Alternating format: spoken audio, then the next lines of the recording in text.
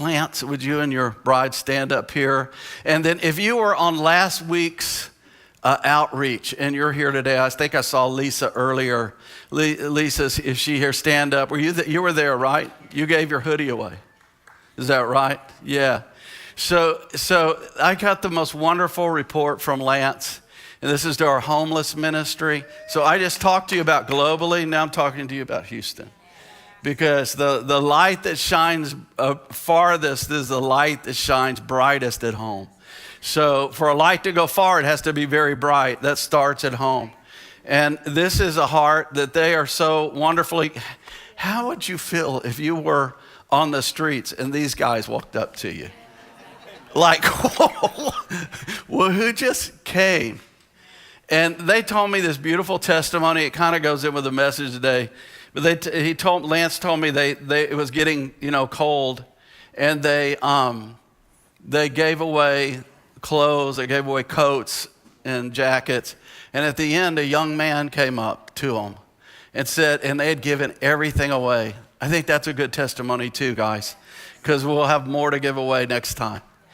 And I'm just saying, if you want to be a part, get with Lance and Karen. Be a part of that outreach that's going on like that. Can y'all encourage them real quick right there? It's so precious. But he told me this story of a young man who was on the street, and they were through with their jackets and everything. And he said, "Do you have anything?" And they didn't.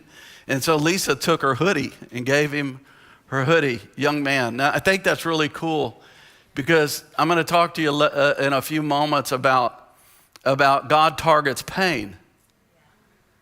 God targets the real issue.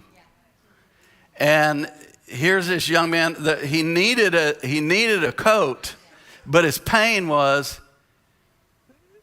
getting back home to mama. And so these mamas start reading his mail.